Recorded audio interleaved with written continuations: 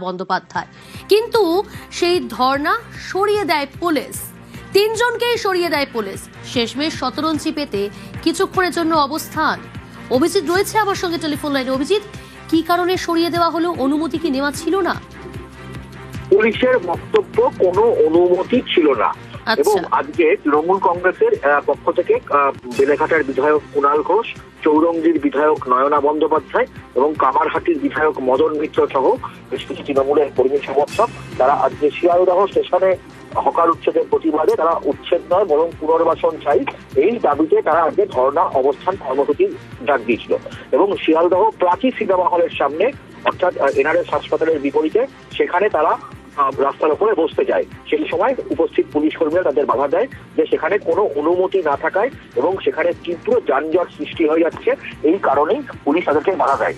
এবং সেই সময় এই তিন বিধায়ক তারা সরাসরি শিয়ালদা স্টেশনের দিকে যেতে চায়, তখনও পুলিশ তাদের বাধা দেয়। কারণ পুলিশের বক্তব্য যে পুলিশের অনুমতি যেমন নেই তেমন ভাবেই শিয়ালদহ ডিআরএম এরও কোনো অনুমতি নেই শিয়ালদা স্টেশনে ঢোকার, ফলে তাদেরকে যেতে বাধা দেওয়া হয়।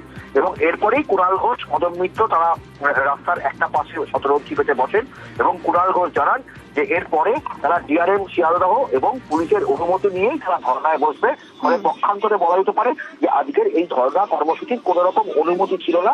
অনুমতি ব্যতি থেকেই আজকে তৃণমূল কংগ্রেসের পক্ষ থেকে এই তিন বিধায়ক তাদের কর্মী সমর্থকদের নিয়ে তারা এই অবস্থান কর্মসূচি বা ধর্ণায় বসতে চেয়েছিলেন, কিন্তু পুলিশ অনুমতি না থাকায় তাদের এই ধর্ণা কর্মসূচি থেকে বিরত করেন।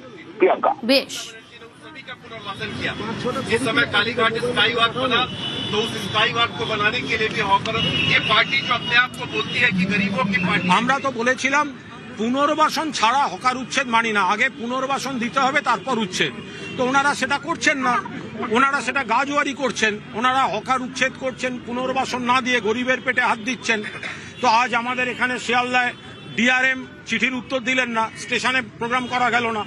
পুলিশ সকাল থেকে আলোচনা করলো স্টেজটা কোথায় হবে, আর 45 মিনিট আগে জানালো যে প্রোগ্রামের পারমিশনই দেওয়া হচ্ছে না। তাই আমরা রাস্তায় বসেছিলাম।